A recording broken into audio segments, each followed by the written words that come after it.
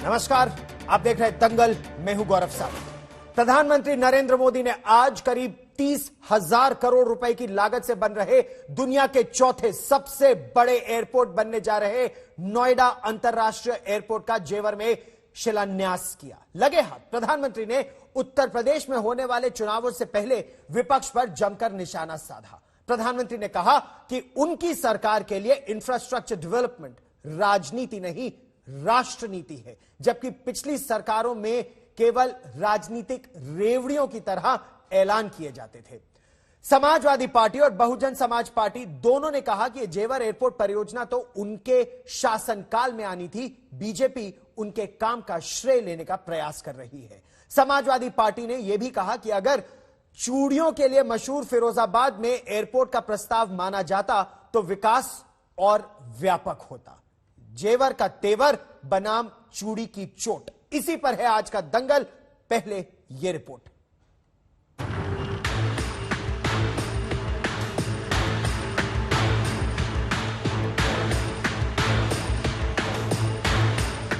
मोदी योगी भी अगर चाहते तो 2017 में यहां आकर के भूमि पूजन कर देते, फोटो खिंचवा देते। पहले राजनीतिक लाभ के लिए कागजों पर लकीरें खींच दी जाती थी, लेकिन प्रोजेक्ट जमीन पर कैसे उतरेंगे इस पर विचार ही नहीं होता था। यूपी की भाजपा सरकार ने इस प्रोजेक्ट का सपना देखा, लेकिन सरकारों ने जिस उत्तर प्रदेश को अभाव और अंधकार में बनाए रखा, वही उत्तर प्रदेश अंतर्राष्ट्रीय छाप छोड़ रहा है। बटन दबते ही एक नए युग का शुभारंभ, शराफत का अनावरण से बड़ा एयरपोर्ट। उत्तर प्रदेश के नोएडा में जेवर एयरपोर्ट का जो सपना था, उसके भूमि पूजन के साथ विकास की नई उड़ान भरी गई है। लेकिन जब 2022 का चुनाव सामने है तो यही एयरपोर्ट राजनीतिक तकरार की वजह बन गया है। लखनऊ और दिल्ली की पिछली सरकारों पर जेवर एयरपोर्ट के काम को अटकाने, लटकाने और भटकाने के आरोपों को आपने सुना, लेकिन जरा अखिलेश यादव की दलीलों को देख लीजिए। अखिलेश ने ट्वीट कर लिखा है, अगर सपा सरकार के समय फिरोजाबाद में प्रस्तावित एयरपोर्ट बनने की अनुमति केंद्र की भाजपा सरकार ने रोकी ना होती तो इस समय जेवर के साथ चूड़ियों को भी जुड़ने का मौका मिलता और उत्तर प्रदेश का वैकासिक श्रृंगार पूर्णता की ओर बढ़ता।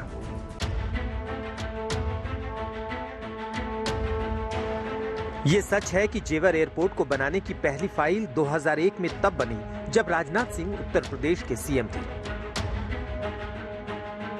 लेकिन आज जब जेवर एयरपोर्ट का भूमि पूजन हो गया है तो बीजेपी के समर्थक अखिलेश को यह कहकर चिढ़ा रहे हैं कि वो तो नोएडा आना ही अपशकुन समझते थे। जेवर एयरपोर्ट वाला विकास का ये मॉडल सामने रखकर बीजेपी पश्चिमी यूपी में किसान आंदोलन से मिली चोट पर मरहम भी लगाना चाहती है। यहां के किसानों ने कभी किसी कालखंड में यहां की गन्ना की मिठास को आगे बढ़ाने का प्रयास किया था, लेकिन भाइयों बहनों, गन्ने की मिठास को कुछ लोगों ने कड़वाहट में बदल करके यहां पर दंगों की एक जो श्रृंखला खड़ी की थी, या जिन्ना के अनुयायियों से फिर दंगा करवाने की शरारत करवाएगा।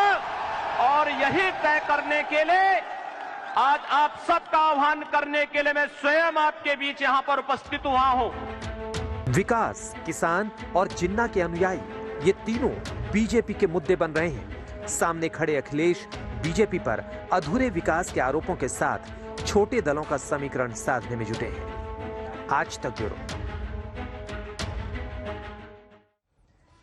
तो उत्तर प्रदेश में चुनाव से पहले श्रेय की यह राजनीतिक लड़ाई और तेज होती जा रही है। पहले पूर्वांचल एक्सप्रेसवे, अब जेवर अंतरराष्ट्रीय हवाई अड्डे को मंजूरी को लेकर समाजवादी पार्टी, बहुजन समाज पार्टी और भारतीय जनता पार्टी के बीच तलवारें एक तरह से खिंच गई है। खासकर प्रधानमंत्री के तंज के बाद कि पहले की सरकारों में रेवड़ियों की तरह ऐलान तो होते थे राजनीतिक लाभ के लिए, लेकिन काम नहीं होता था। चलिए इन वादों और दावों को परखते हैं। दंगल में आज हमारे साथ है भारतीय जनता पार्टी से नलिन कोहली, बहुजन समाज पार्टी से धर्मवीर चौधरी, समाजवादी पार्टी से सुनील सिंह यादव कांग्रेस पार्टी से सुप्रिया श्रीनेत और राजनीतिक विश्लेषक कैलाश अधिकारी भी हमारे साथ जुड़ रहे हैं। लेकिन पहला सवाल नलिन कोहली आप ही से। बहुजन समाज पार्टी का दावा है कि इस एयरपोर्ट का श्रेय जो बीजेपी इसे लेने का प्रयास कर रही है वो गलत है, क्योंकि इसकी रूपरेखा तो बहुजन समाज पार्टी के समय बनी थी। अखिलेश यादव कह रहे हैं कि आपकी सरकार ने फिरोजाबाद एयरपोर्ट को मंजूरी नहीं दी, वरना जेवर के साथ साथ चूड़ी की भी रौनक होती। तो कर लेना चाहिए था शुरू, किसने रोका? यहां पर आप नोट करेंगे कि अलग अलग राजनीतिक दल, उनका एक मापदंड हो गया है। जी हमने कल्पना की थी, हमने कागज पे कुछ उतार दिया था, पर काम क्यों नहीं हुआ? जमीन पे काम होने चाहिए। काम तो किए नहीं जमीन पे, और जो काम जमीन पे करता है तो उसको कहते हैं कि आप श्रेय क्यों ले रहे हैं। तो ऐसे तो कल्पना करके आप अपने पलंग पे रोज सो जाइए और कहिए जी मैंने कल्पना की है कि एक दिन भारत विकसित देश होगा। अब हमने तो कल्पना की थी, काम तो किया नहीं देश को विकसित करने के लिए। ऐसे ही 1972 में 71 में गरीबी हटाओ नारा दिया, हमने कल्पना की कि गरीबी हटाएंगे, पर गरीबी हटाई नहीं। हमने कल्पना की है कि हम ये काम करेंगे, काम किए नहीं। असलियत जो है, जमीनी हकीकत देखेंगे तो हर विभाग में आप देखेंगे तो हमेशा दूसरी सरकारों ने काम करने की जगह राजनीति की। अब काम हो रहे हैं तो इनकी हवा निकल रही है, क्योंकि जनता जो है काम के ऊपर में वोट देती है। ठीक, तो यही तो पूरी कहानी है। ठीक, यादव साहब बताइए, शिलान्यास करते समय प्रधानमंत्री ने भी कहा कि पहले राजनीतिक लाभ के लिए रेवड़ी की तरह परियोजनाएं बनती थी, कागजों तक सिमट जाती रहती थी। जमीन पर उस सपने को साकार उनकी सरकार कर रही है, जो विकास को राजनीति नहीं राष्ट्रनीति मानती है। देखिए गौरव जी, मैं केवल ये कहूंगा, मैं नलिन जी को भी सुन रहा था, मैंने माननीय प्रधानमंत्री जी को भी सुना, मैंने माननीय मुख्यमंत्री योगी जी को भी सुना। मैं कह रहा हूं, अगर प्रधानमंत्री जी ये कह रहे हैं कि पहले केवल लकीरें खींची जाती थी, तो आगरा एक्सप्रेसवे कैसे बन गया, मेट्रो कैसे बन गई? माननीय प्रधानमंत्री जी कानपुर आ रहे हैं मेट्रो का शुभारंभ करने, वो कैसे बन गई? हम एक बात से सहमत हैं नलिन जी की कि लोग कल्पना करते हैं। अरे आपने तो आजादी के समय भी कल्पना नहीं की कि हमें आजादी मिलनी चाहिए, और कल्पनाओं से उत्तर प्रदेश में 19 लाख लैपटॉप नहीं बटे, धरातल पे बटे हैं। और जो अभी माननीय प्रधानमंत्री जी समाजवादी पूर्वांचल एक्सप्रेसवे का उद्घाटन करके गए हैं, वो कल्पना किसकी थी? योगी जी की थी, मोदी जी की थी, या नलिन जी आपकी थी? आपने सपने में सोचा था? जमीन किसने अधिग्रहण किया था?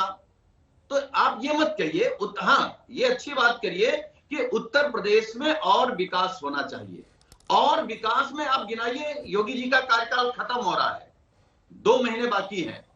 माननीय योगी आदित्यनाथ जी ने जिस दिन शपथ ली और आज तक, नलिन जी आप बता दीजिए कौन सा काम पूरा होकर के खड़ा है?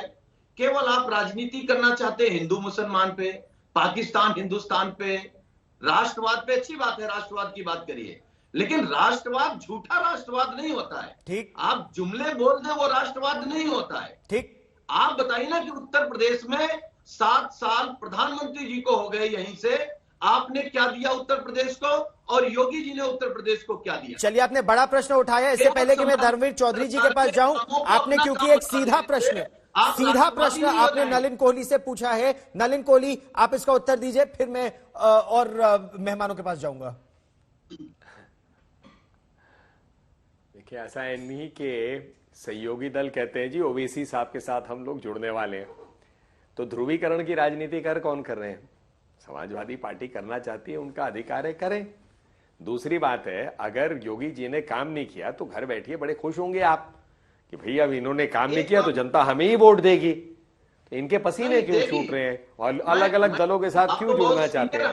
कहीं ना कहीं एक चिंता उनके मन में है कि कहीं ना, मैंने सुनील जी आपकी बात सुनी, टोका नहीं, अब सुनने का तो धैर्य रखिए। मेरी बात आपको पसंद नहीं आए वो तो स्वाभाविक है, लेकिन ऐसे डिबेट कैसे होगा ना कि अगर आप बीच में अपनी बात पूरी करें, मैं शांति से सुनूं, उसके बाद आप अगर करें तो वही है ना गुंडा राज। इसीलिए तो कहा जाता था भाई साहब, आप उसका एक परिचय यहाँ भी देने में लग गए हैं क्या? कि मतलब अरे यही तो होता ना, जबरदस्ती करना। गुंडा राज के नाम आपके सरकार पे लोग लगाते थे, क्यों? जबरदस्ती करने के लिए। मैं शांति से आपकी बात सुन रहा हूं, अब मैंने कहीं नहीं टोका, कोई सुनील बात जी, से आपसे सुनील मैं जी, सहमत देखिए नहीं औरों हूं। के पास भी फिर जाना भी है आप एक एक जो है, करके, जब मैंने बोलना शुरू कर दिया बीच में टोक दिया। क्योंकि आपने एक बात रखी तो इसीलिए मैं उसका उत्तर ले रहा हूं, मुझे औरों के पास भी जाना है। आपने एक बात रखी, आप इनको उत्तर देने दीजिए, मैं आपके पास फिर आऊंगा बाकियों के बाद, लेकिन नलिन जी जल्दी से उत्तर दीजिए। उत्तर होगा कह तो रहा हूं कि काम हुए इसीलिए इनके पसीने छूट रहे हैं, और इसीलिए आज योगी जी ने गन्ने की मिठास की भी बात की कि उसको कड़वाहट में कैसे गन्ना किसानों का भुगतान किसने किया? योगी जी की सरकार ने। तो इसलिए क्या है, घबरा रहे हैं ये काम से, लेकिन कहीं ना कहीं आरोप लगाएंगे क्योंकि अब एक चुनाव आ रहा है, ये स्वाभाविक है। लेकिन इनके आरोप से क्या जनता तय करेगी? हम तो जनता के सामने जा रहे हैं, आप भी जाइए ना, हमारे ऊपर प्रश्न उठा रही है, अपने रिपोर्ट कार्ड की बात करिए और जनता पे थोड़ा सा विश्वास तो रखिए। ठीक, धर्मवीर चौधरी जी भी हमारे साथ जुड़ गए हैं, लेकिन जो प्रश्न उठाया था सुनील जी ने कि योगी आदित्यनाथ के कार्यकाल में एक परियोजना जो शुरू हुई और खत्म हुई, इसके उत्तर के लिए मैं फिर आपके पास आऊंगा। लेकिन धर्मवीर चौधरी जी, प्रधानमंत्री नरेंद्र मोदी ने आज साफ कहा कि इससे पहले भी परियोजनाएं तो बनती थी, लेकिन केवल पन्नों पर लकीरें कुछ खींच दी जाती थी। काम पूरा कैसे होगा, समस्याओं का समाधान कैसे निकलेगा, इसका उपाय नहीं होता था और कॉस्ट एस्केलेशन होता रहता था। अगर मायावती जी के समय यह परियोजना बनी हो जेवर इंटरनेशनल एयरपोर्ट की, लेकिन उसे मंजूरी नहीं मिली, तो इसका श्रेय मायावती जी या बहुजन समाज पार्टी कैसे ले सकती है? नहीं, प्रधानमंत्री जी, गौरव जी अपनी बात को खुद ही काट रहे हैं। आज प्रधानमंत्री जी इसमें लगे हुए हैं कि राम नाम की लूट है, लूट सके तो लूट और सरकार जाएगी छूट। तो ये जो अब एंड टाइम पर ये जो सरकार जागी है, इसमें आदरणीय बहन कुमारी मायावती जी ने, चाहे वो कुशीनगर का एयरपोर्ट हो और चाहे वो जेवर का एयरपोर्ट हो, ये सारी डीपीआर और इसकी जो प्रस्ताव बना करके केंद्र सरकार को भेजा था। लेकिन ये जो केंद्र सरकारें हैं, ये रोड़े अटका देती हैं जो विकासशील सरकारें होती हैं उनके काम में। और आज प्रधानमंत्री जी शिलान्यास खेल रहे हैं। तो शिलान्यास करने के बाद में जैसे इन्होंने काशी में भोलेनाथ के नाम पर सैकड़ों भगवानों को बेघर कर दिया, सैकड़ों पंडितों पुजारियों को बेघर कर दिया और कॉरिडोर के कॉरिडोर खत्म कर दिए, कॉरिडोर के कॉरिडोर बना दिए। ठीक, तो ये खाली शिलान्यास खेल रहे हैं। विकास के नाम पर, इनके नाम पर जीरो है। और ये जो सुनील जी अभी कह रहे थे, सुनील जी तो इस एयरपोर्ट को ही यादव महासभा में ले जाना चाहते थे, मैनपुरी इटावा में। ये तो शुक्र हो कि इनको भी संस्तुति नहीं मिल पाई, नहीं तो ये सारे कामों को सैफई शिफ्ट कर दें।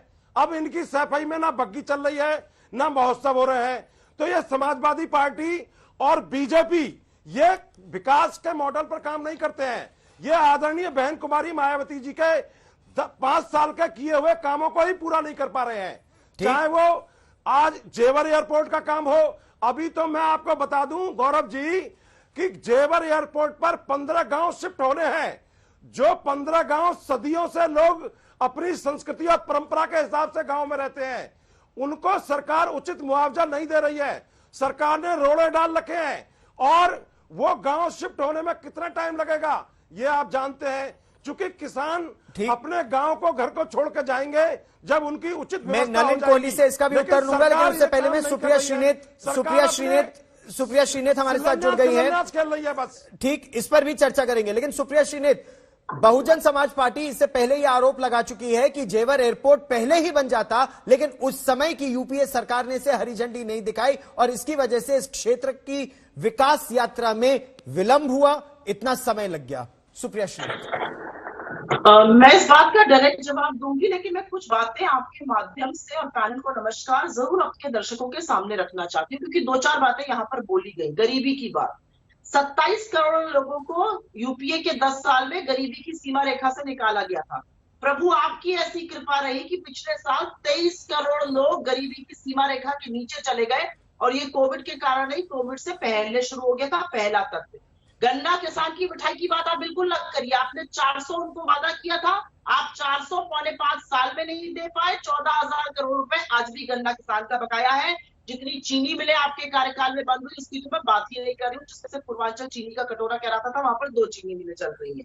मैं एक बात जरूर कहना चाहती हूँ, अभी चला चली की बेला में खूब फीते काटे जा रहे हैं, खूब शिलान्यास हो रहे हैं। विकास होना जरूरी है, अच्छा है विकास हो, लेकिन मैं पूछना चाहती हूँ विकास किसका हो रहा है? 4 करोड़ सीनियर सिटीजन्स को, 4 करोड़ बुजुर्गों को इस देश में रेलवे का कंसेशन हट जाने से आरटीआई के माध्यम से कल पता चला है पूरा किराया रेलवे में देना पड़ा। 4 करोड़ लोगों को जिनका जो स्मॉल स्कीम सेविंग की स्कीम है उसका भी दर घट गया है, पेट्रोल महंगा है, डीजल महंगा, एलपीजी महंगी है, वो अलग चीज है, उनकी कमर कैसे तोड़ी गई है, उनके लिए उनका विकास का क्या मतलब है? जहां तक जेवर एयरपोर्ट की बात है, मैं एक बात जरूर कहना चाहती हूँ कि कल ही पता चला था, आपने बुंदेलखंड में एक डैम दिखाया, वो आपका नहीं था, वो आंध्र प्रदेश और तेलंगाना का था। आपने एक पुल दिखाया था, वो बंगाल का, सड़क दिखाई थी, वो अमेरिका की थी। अरे अपने विकास के कार्य दिखाइए ना। पहली चीज जेवर एयरपोर्ट के बारे में मैं एक बात जरूर सुप्रिया श्री ने, मैंने आपको बीच में रोका नहीं, मैंने आपको टोका नहीं, लेकिन मेरा प्रश्न जेवर इंटरनेशनल एयरपोर्ट और उसकी मंजूरी यूपीएस के समय क्यों रोकी गई वो था, विकास यात्रा क्यों रोकी गई वो मेरा सीधा प्रश्न था। क्योंकि आपका इनिशियल स्टेटमेंट था, इसलिए मैंने आपको रोका नहीं, लेकिन निवेदन मेरा यही है जो प्रश्न है, सबको जवाब देने दिया, आप मुझे भी इसीलिए आपको भी देने दिया। धन्यवाद। जी हाँ, अब मैं आपको एक बात जेवर एयरपोर्ट की बता देती हूँ। जेवर एयरपोर्ट पर जबरदस्त आज शो हुआ है, एक इवेंट, फिर से इवेंट जीवियों का हुआ है। जेवर एयरपोर्ट पे जो किसान प्रदर्शन कर रहे हैं, जिनको अभी मुआवजा नहीं मिला है, जिनको विस्थापित होने के लिए घर नहीं दिए गए, जो टेंट गाड़ के रह रहे हैं, उनको क्यों गाजियाबाद की पुलिस लाइन ले जाया गया है? उनको क्यों 10 दिन से नजर बंद करके रखा हुआ है? ये कौन सी सरकार है? ये कौन सा विकास है? और एक छोटी सी बात और कह देती हूँ, भाजपा की तमाम नेता एक फोटो शेयर कर रहे हैं जेवर एयरपोर्ट की, बहुत अच्छी बात है, एयरपोर्ट जितने बने अच्छा बात है, लेकिन वो फोटो एक्चुअली बीजिंग के एयरपोर्ट की है, जिसको कि बनाया ज़हा हदीद ने था। तो ये काम मत करिए बेवकूफी के। ठीक, और आपने फिर भी मेरे आपके हर मुद्दे को आपने जो कहा, मैंने आप कहना चाहती थी जरूर कहे, लेकिन मेरे प्रश्न का उत्तर आपने फिर भी नहीं दिया। लेकिन चलिए, आपने मुद्दों का मुआवजे का प्रश्न उठाया। कैलाश अधिकारी के पास मैं जाऊंगा, कैलाश अधिकारी के पास आने से पहले लेकिन नलिन कोहली, मुआवजे का प्रश्न उठाया जा रहा है और प्रियंका गांधी वाड्रा ने भी यह प्रश्न उठाया। प्रधानमंत्री ने तो कहा कि मुआवजा दिया गया, किसान कह रहे हैं मुआवजा नहीं दिया गया। मैं 2 चीजें जरूर कहना चाहूंगा। मैंने एक तो मुझे बड़ा दुख हुआ कि धर्मवीर जी इतने वरिष्ठ व्यक्ति हैं, मतलब भगवान का नाम आप क्यों ऐसे खींच लेते हैं? आप भगवान के नाम पर क्यों इस प्रकार की राजनीति करते हैं? राम राम की लूट।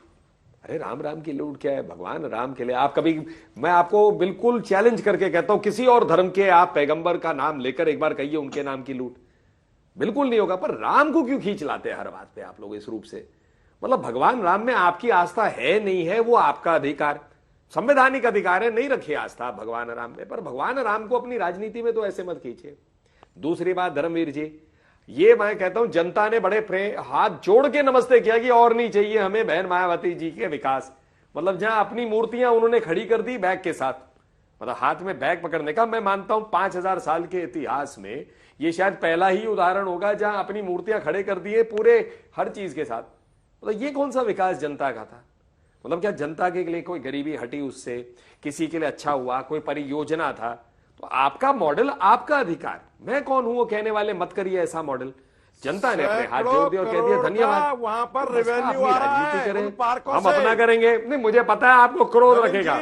अब मैं कांग्रेस की बात पे आ जाऊं, धर्मवीर जी, मैंने बड़े ध्यान से सुना आपकी बात ना। बताइए, ये मेरा तर्क है, मेरा तर्क सही गलत जनता तय करेगी। आप अपने तर्क पे कायम रहिए ना भाई साहब। आपने खींच लिया ये राम राम की लूट, मुझे बड़ा दुख हुआ धर्मवीर जी। अरे अब तो वहां पर आप बताइए मुझे, शिलान्यास, एक बात बताइए, राम राम की लूट क्या है? एक एक करके अपने अपने समय में बोले, किसी को रोका नहीं जा रहा है, सब अपने अपने समय में बोले, उससे दर्शकों को भी पता चलेगा किसका क्या पक्ष है, सबको पता चलेगा।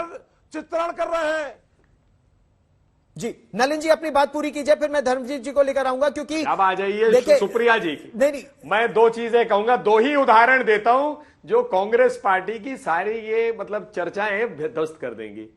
यूपी में गन्ना की मिनिमम सपोर्ट प्राइस है 340 रुपए, महाराष्ट्र में इनकी सरकार है वहां 290। ये तो 2 गढ़ है जहां पर गन्ना होता है, तो कम क्यों? फिर कहा कि पेट्रोल के दाम पर तोड़ दी कमर, केंद्र सरकार ने 5 से 10 रुपए कम कर दिए। हर भाजपा की सरकार ने 5 से 10, 7 रुपए किए, यूपी ने 12 कर दिए। इनके राजस्थान के मुख्यमंत्री रोते रह गए, तो क्या कमर नहीं टूट रही थी लोगों की राजस्थान में? रोते रोते रोते रोते फिर 1 महीने बाद थोड़ा सा घटा दिया। देखिए, कहने कथनी करने और कहने और करने के बीच में बहुत गैप होता है। ठीक, कांग्रेस पार्टी अपनी राजनीति करे, हमें क्या दिक्कत है उससे? जनता के सामने जाइए। और जेवर पे आपका जो प्रश्न था, प्राथमिकता, भाई खुद ही उन्होंने आपके पैनल में जहां जेवर एयरपोर्ट की बात हो रही गई जी, प्राथमिकता नहीं थी, उत्तर प्रदेश का विकास प्राथमिकता नहीं है, इसीलिए तो उत्तर प्रदेश की जनता ने इनको 7 सीट के ऊपर में ले आए हैं, 403 में 7 में ले आए। इधर उधर की बातें मत करिए, मुआवजे का जवाब दीजिए जो सवाल पूछा। अभी तो आप मेरे 3 वापस जो तर्क दिए उसका जवाब दे दीजिए ना। हर तर्क थोड़ी ना मैं जवाब देता रहूंगा। सुन ली बात आपकी, आपने तो राजनीति करनी है। 3 चीजें पसंद नहीं आई आपको तो आप चौथे पे आ गए। इन 3 का तो वापस तर्क दे दीजिए। गौरव जी, आप उत्तर देना चाहती हैं? आप आरोप प्रत्यारोप, सुप्रिया जी उत्तर दीजिए। गौरव नहीं, मैं आरोप प्रत्यारोप नहीं लगा रही हूं। इसका भी जवाब चाहिए इनसे। बिल्कुल, आप लोग 1 मिनट सर, एक एक करके। 1 मिनट सर। सुप्रिया जी, मेरा कोई आरोप प्रत्यारोप नहीं है, मैं विकास के साथ खड़ी हूँ। ये विकास करे, मैं ताली बजाऊंगी, लेकिन मैं प्रश्न लेकिन यही, क्योंकि आपकी सरकार ने हरी झंडी क्यों नहीं दी, उस प्रश्न का उत्तर आपने भी नहीं दिया, और मुआवजा का उत्तर अभी नलिन कोहली जी ने नहीं दिया। गौरव जी, अब 1 मिनट आप चुप हो जाइए तो मैं बोल लूं, आप तो नहीं बोले उनके बीच में। नहीं, मैं तो तब चुप होऊंगा जब आप मेरे प्रश्न का उत्तर देंगी। सुप्रिया जी, मैं दूंगी उसका जवाब, मैं दूंगी। गौरव, मेरे प्रश्न का उत्तर दीजिए। आप यहाँ वहां की हर बात कर रही हैं, मेरे प्रश्न का आप उत्तर नहीं दे रही हैं। ये गलत बात है। नहीं, गलत बात आपकी है। मैं चुप हो जाऊंगा जब आप मेरे प्रश्न का उत्तर देंगी। चलिए, आपका शो है, आपको जितना बोलना है आप बोल लीजिए, जब आप बोल चुके हैं। ठीक, जब आप मेरे प्रश्न का उत्तर देंगी तो मैं आपसे प्रश्न पूछ भी लूंगा, लेकिन अगर आप यहाँ वहां की बात करेंगी और मेरे सीधे प्रश्न का उत्तर नहीं देंगी तो मुझे आपको टोकना ही होगा। जी जी, जरूर दीजिए, जरूर दीजिए, जरूर उत्तर दूं जी। हर चीज में प्राथमिकता होती है। जब हमारी सरकार के समय में आया वो प्राथमिकता नहीं थी। मैं आज भी कहती हूँ वो प्राथमिकता नहीं है। प्राथमिकता है 4 करोड़ बुजुर्गों को जो पूरा किराया रेलवे का देना पड़ा कंसेशन खत्म होने पर, उसके बारे में क्या जवाब है? प्राथमिकता ये है कि आज भी वहां पर किसानों को मुआवजा नहीं मिला है। वो छप्पर डाल के, वो टेंट डाल के रह रहे हैं, उनको नजरबंद किया। इसका जवाब देता हूं मैं, अभी देता हूं। क्यों है ये? इसका जवाब दीजिए। और मैं एक अंतिम बात जरूर ये कहना चाहती हूँ, आज सुबह पेपर में मैंने पढ़ा 4,336 करोड़ दिए गए हैं। अरे भाई, एक एक करके, एक एक करके, चुप रहिए, प्लीज चुप रहिए। सुप्रिया जी, आप मेरे किसी गेस्ट को चुप रहने को नहीं बोलेंगी। Let's get that very clear please. ये मैं कहूंगा, मैं कहूंगा। आप गेस्ट हैं, वो गेस्ट है। बोल रहे हैं क्या मुआवजा दिया गया, मैं आपको फिगर दे रहा हूँ। और ये तो बड़ी गलत बात कर रहे हो तुम मुझे कह रहा मैं चुप हो जाऊँ। कमाल है गौरव जी, ये कैसे डिबेट है? आप उनको नहीं रोक रहे, ये क्या कर रहे भाई? ये तो तरक्की समझ में नहीं आ रहा है। मैं बोल रही हूँ तो मुझे खत्म करने दीजिए, उनको चुप कराइए, मेरी बात खत्म हो जाए। वो बिल्कुल बोले, मैं बिल्कुल नहीं बोली। वही मैंने उनसे कहा, लेकिन आप नहीं कहेंगी मेरे किसी गेस्ट को। प्लीज, मेरे गेस्ट को मैं कहूंगा, चुप कराइए ना, मैं कराऊंगा, लेकिन आप नहीं कहेंगे मेरे गेस्ट को। प्लीज, सभी अतिथि, सभी गेस्ट मेहमान अपनी मर्यादा में रहे, ये मेरा निवेदन है। आप नहीं कहेंगे मेरे किसी गेस्ट को कि चुप रहिए। थोड़ा कड़े जैसे करिए, आप किसी गेस्ट को बीच में ना बोलने दीजिए। मैं तो किसी के बीच में नहीं बोली थी, तब आपने कुछ नहीं कहा। नहीं, मैंने सबको कहा, सब अपने समय में बोले। आप बोलिए, लेकिन आप मेरे किसी गेस्ट को चुप रहने को मत बोलिए। नहीं, मैं अगर मैं गेस्ट हूं तो मैं बोल सकती हूँ फेलो पैनलिस्ट को। आप मुझे बिल्कुल ये बात, आई एम सॉरी, आप मेरे गेस्ट को चुप रहने को नहीं बोल सकती। सुप्रिया श्रीनेत, आप गेस्ट है, कांग्रेस पार्टी की प्रवक्ता है, आप एंकर नहीं है। अरे गौरव जी, ये 4थे नंबर की पार्टी है कांग्रेस उत्तर प्रदेश में। क्यों ये जो है, पहले अपनी पार्टी को तो मजबूत कराइए। जिस जेवर एयरपोर्ट की बात हो रही है, सच लाइए, जिस जेवर एयरपोर्ट की बात हो रही है, जिसको fourth largest in the world और लार्जेस्ट इन एशिया कहा जा रहा है, वो किस पैमाने पर लार्जेस्ट है? ना सबसे ज्यादा पैसेंजर है, ना सबसे बड़ा बना है, ना सबसे ज्यादा एयरलाइन हैंडल करेगा। मेरे पास डेटा है किस बिना पर सरकारी जो एड्स दिए जा रहे हैं, विज्ञापन दिए जा रहे हैं, किस बिना पर दिए जा रहे हैं? आप 70 मिलियन पैसेंजर हैंडल करेगा, बाकी एयरपोर्ट 100 मिलियन कर रहे हैं। आप 4,80,000 फ्लाइट 2060 तक चलेगा, लोग उससे ज्यादा अभी 7 मिलियन चला रहे हैं। अभी आप का जो वो है वो 4,88,000 पर बीजिंग का 7 मिलियन है। मतलब किस बेसिस पर आप ज्यादा है, ठीक। किस बेसिस पर ये ऐड दिए जा रहे हैं, ये सवाल ठीक। तो पूछा जाएगा। ये नलिन कोहली जी, दो प्रश्न सुप्रिया श्रीनेत ने पूछे हैं, एक मुआवजा का और एक सीधा बयान एक लाइन का का कि जवाब ये दूंगा। दुनिया का चौथा सबसे दे बड़ा रहा हूं। एयरपोर्ट और एशिया का सबसे बड़ा कैसे होगा? उत्तर दीजिए आप सर। लोग सवाल पूछते नहीं है, सवाल हमें पूछने पड़ते हैं। आप चिंता मत करिए सुप्रिया जी, सवाल हम पूछते हैं और आपसे पहले पूछ लेते हैं, आप उसकी चिंता न करें। या फिर एंकर दोबारा बन जाए अगर आपको एंकरिंग करने का अभी भी शौक है। एंकरिंग से मुझे चिढ़ हो गई है। आप जैसे अगर आपको चिढ़ हो गई है तो फिर आप प्रवक्ता बने रहिए। आप जैसे लोगों को देखकर चिढ़ हो चुकी प्लीज। है। आप लोग सवाल ही नहीं पूछते।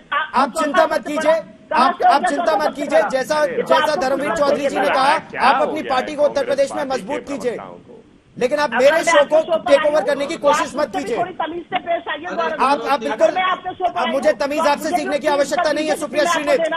सुप्रिया श्रीनेत, आप मुझे आपसे तमीज सीखने की आवश्यकता नहीं है। मुझसे भी आप से बात करिए।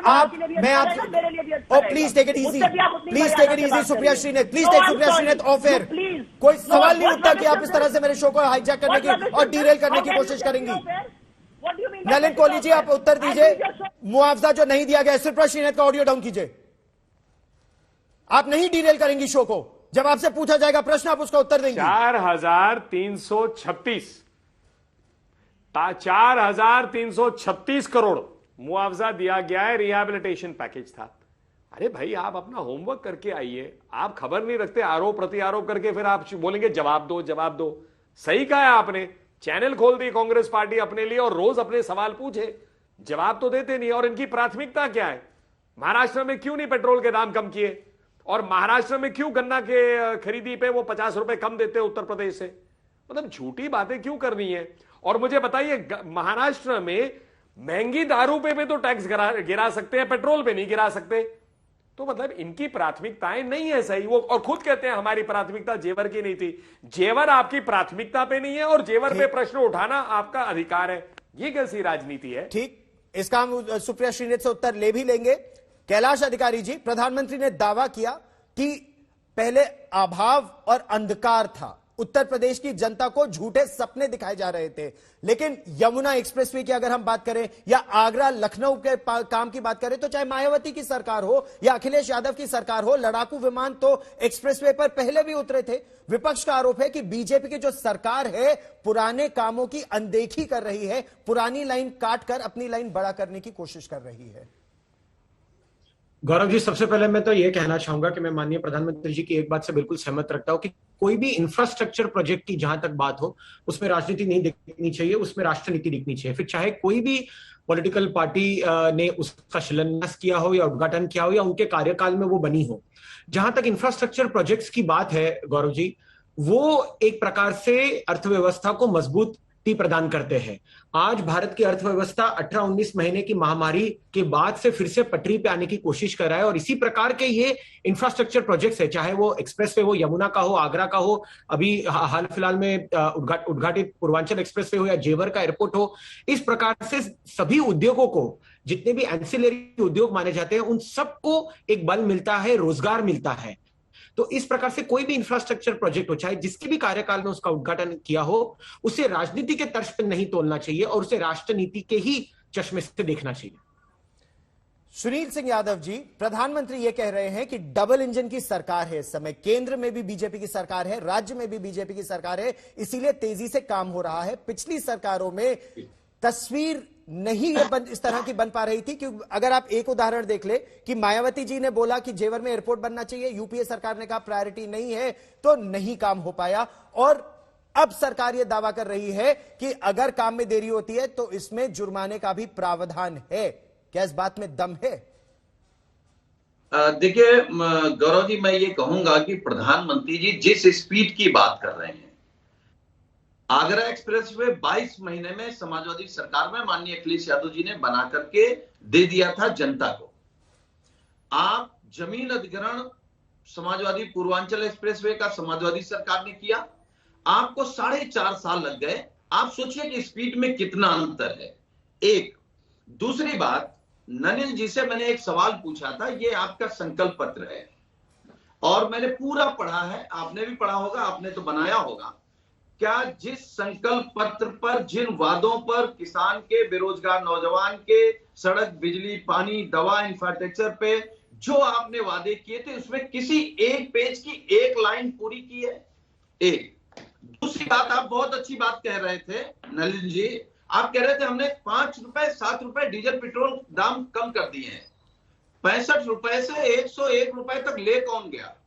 गैस के दाम किसने बढ़ाए? और हम किन प्रधानमंत्री जी की बात कर रहे हैं जो 1 साल तक कहते रहे कि ये कानून किसानों के हित में है? उत्तर प्रदेश का चुनाव देखते ही आपने मान लिया कि गलती हो गई थी, ये काले कानून थे, हम वापस ले रहे हैं। आपकी बुलेट ट्रेन कहां चली गई? आपकी स्मार्ट सिटी कहां चली गई? गंगा मैया की सफाई कहां चली गई? नोटबंदी पर प्रधानमंत्री जी ने क्या कहा था? हमें चौराहे पर खड़ा कर देना। हम उससे सहमत नहीं है जो प्रधानमंत्री जी ने कहा था। देश के प्रधानमंत्री हमारे सबके गौरव हैं, हम लोग चौराहे पे नहीं खड़ा कर सकते, लेकिन किसने कहा था हमें चौराहे पे खड़ा कर देना? खुद प्रधानमंत्री जी ने कहा था। तो जो प्रधानमंत्री जी कहते हैं वो सब कुछ सच है, ये मानना सबसे बड़ी बेवकूफी है। नलिन कोहली जी, विपक्ष ये बार बार कह रहा है कि मुझे एक बात बताइए, मैंने ये प्रश्न शुरू में कहा क्योंकि सुनील जी, हाँ जी आप सॉरी कुछ कह रहे थे गौरव जी, उत्तर दीजिए जी।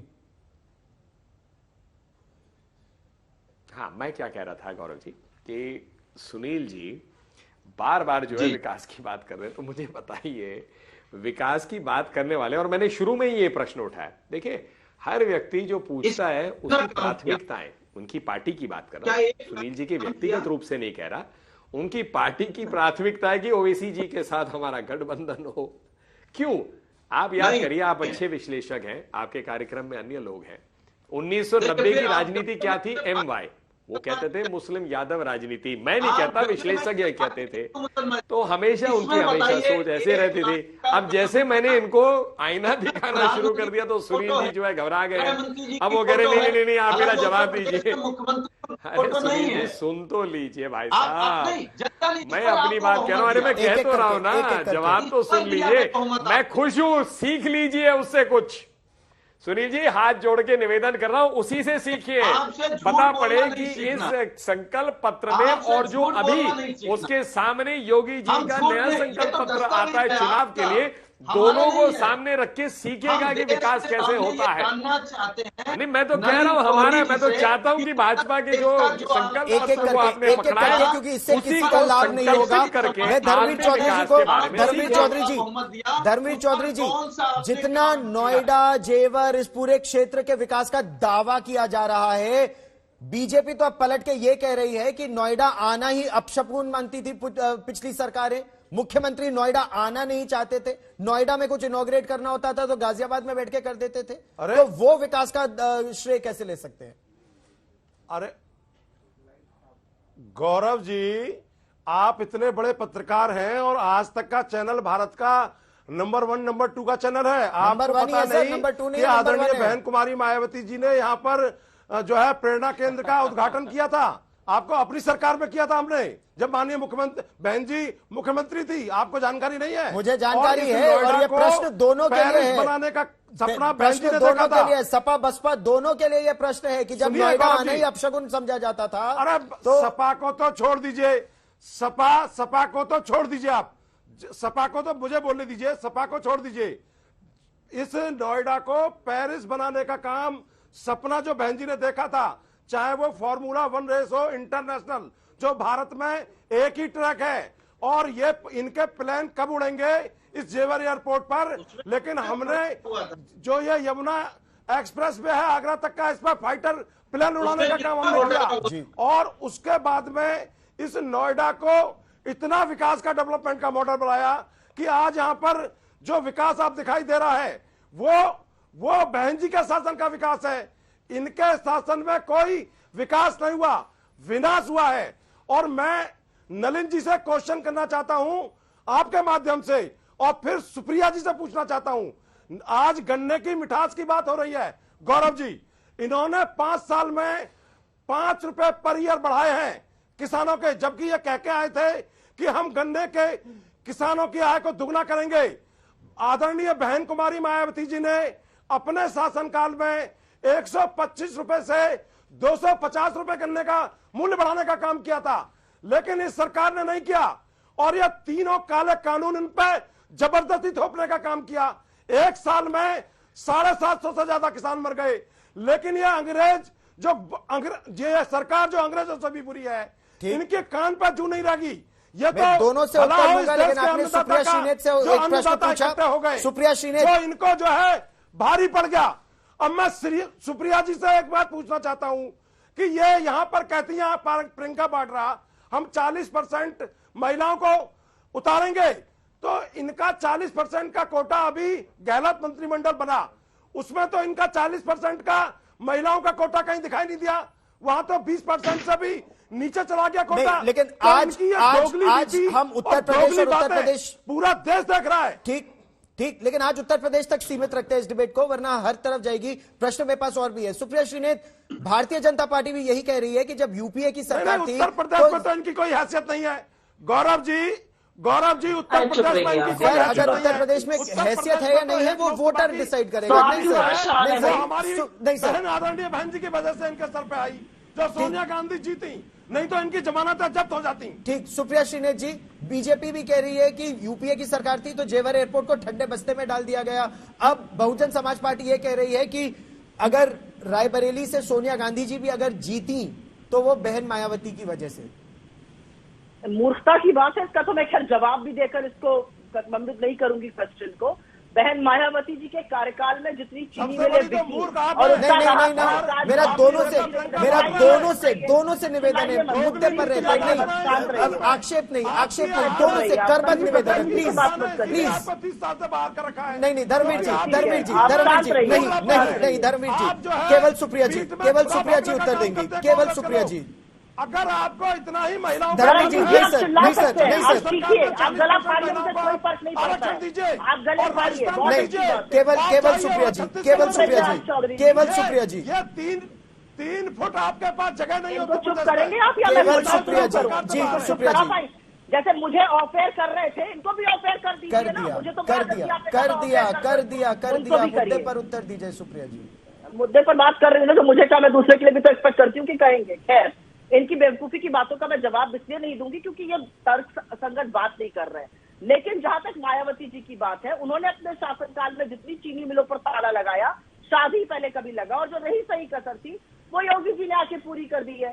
चीनी मिलें बंद हो चुकी है। गन्ना किसान को 400 इनके घोषणा पत्र में था, वो 4.5 साल में नहीं मिला है। लेकिन यहाँ पर ये बैठ कर हमें सीख देंगे। हमें सीख मत दीजिए, जो काम करना है वो करिए। मैं तो फिर से कह रही हूँ, आप 5 क्या 50 एयरपोर्ट खोलिए यूपी में, लेकिन आम जनता को और किसानों को उनका मुआवजा दीजिए। आपको किसानों के सामने भूमि अधिग्रहण में भी घुटने टेकने पड़े थे और तीनों काले कानूनों में भी टेकने पड़े, लेकिन आज गाजिया, नोएडा, ग्रेटर नोएडा का किसान जो है वो बहुत परेशान है, आंदोलित है। उसको नजरबंद कर देने से, गाजियाबाद की पुलिस लाइन में बंद करने से काम नहीं चलेगा। एयरपोर्ट पर ये बात आप भी मानती हैं कि जेवर में अंतर्राष्ट्रीय एयरपोर्ट 2010 से 2022 तक कांग्रेस के लिए यह एयरपोर्ट प्राथमिकता नहीं है। इससे अगर जो इस क्षेत्र का विकास होगा, जैसा सरकार दावा कर रही है, पूरे उत्तर भारत का अगर विकास होगा तो सरकार के दावे झूठे हैं। सरकार के दावे खोखले और झूठे हैं। इनके किताबी दावे हैं। अगर किताबी दावे ना होते तो तैरती लाशें और बिना ऑक्सीजन के लोग तड़पते हुए ना उत्तर प्रदेश में दिखते। कैलाश अधिकारी, क्या ये केवल ऐसे दावे हैं जो किताबों में है? दिल्ली या इस पूरे क्षेत्र में आसपास आईजीआईए से कंजेशन कम होगा, विकास इस क्षेत्र में बढ़ेगा, जो गति शक्ति की सरकार बात करती है, या केवल किताबी दावे हैं? मैं तो नहीं मानता हूं गौरव जी की किताबी दावे है। अगर आप कोई भी बाहर का विकसित वेस्टर्न वर्ल्ड का विकसित शहर देख लीजिए, चाहे लंदन हो, एक लंदन में 5 एयरपोर्ट है, तब जाके वो उस हिसाब से बिजिएस्ट एयरपोर्ट का उसको खिताब मिलता है। चाहे न्यूयॉर्क का हो, चाहे अटलांटा का हो। अगर हमें भारत को उस स्तर तक लेके जाना है, जब हम मेक इन इंडिया की बात करते हैं, ईज ऑफ डूइंग बिजनेस की बात करते हैं, जब विदेशी कंपनियों का हम यहाँ निवेश देखते हैं, तो इस प्रकार से जितना एविएशन में आवन जावन होने वाला है, एक आईजीआई एयरपोर्ट से सफाइस नहीं होगा। हमें दिल्ली को अगर एक हब बनाना है, भारत की राजधानी है, उस हिसाब से आईजीआई जैसे 3-4 टर्मिनल होंगे, तब जाके हम वो व्यापार की कल्पना कर सकते हैं, तब जाके हम वो विकास की कल्पना कर सकते हैं। ठीक, नलिन कोहली जी, अगर डबल इंजन की सरकार पर इतना ज्यादा विश्वास है, इतना भरोसा है, तो फिर आज एक बार फिर योगी आदित्यनाथ को जिन्ना का जिक्र क्यों करना पड़ा? गन्ने की मिठास की बात तो समझ आती है, लेकिन जिन्ना के अनुयायियों का जिक्र क्यों? क्या मिशन 300+ में यह ध्रुवीकरण आवश्यक है? मैं इस पे आने से पहले 2-4 वाक्य कहना चाहूंगा विकास को लेके। हर व्यक्ति अपने यहां पर विकास की बात कर रहा है। देखिए, ऐसा योगी जी की सरकार के चलते इन 5 सालों में 3.5 lakh kilometre 3.5 lakh kilometre road जो है, सड़क गड्ढा मुक्त कराया गया। गड्ढा मुक्त जैसे होता था पहला मॉडल विकास का, वो गड्ढे वाला होता था। दूसरी बात, 14,500 किलोमीटर ऐसे हैं मैं आप ही के पास आऊंगा इसके बाद, एक एक्सपेंशन हुआ है। 15,500 किलोमीटर ऐसे सड़क है जो नए हैं। देखिए, ऐसा मैंने फिर क्या बोला, सब जो है प्रश्न उठे। मैं तो बड़ा धन्यवाद करता हूं सुनील जी का कि उन्होंने योगी जी के संकल्प पत्रों को सामने रखा। अब जब चुनाव के पहले जो आएगा, सारा जो काम वाम किया उसका पूरा अच्छे से छपके दोनों साथ में रखिएगा, पढ़ने के लिए भी अच्छा होगा, सीख भी अच्छी होगी। और आप समाजवादी पार्टी में उसको अपनाएंगे तो हो सकता है आप भी विकास की राजनीति पे आए। जो अब आपके प्रश्न का जवाब यहां से शुरू होता है, जिन्ना की अनुवाही की ये कहने की क्यों आवश्यकता पड़ी? पिछले कई दिनों से मैं हैरान हूं। एक ऐसा वर्ग है नेतृत्व का अलग अलग पार्टियों में जो कहते हैं जिन्ना से बड़ा राष्ट्रभक्त कोई नहीं था।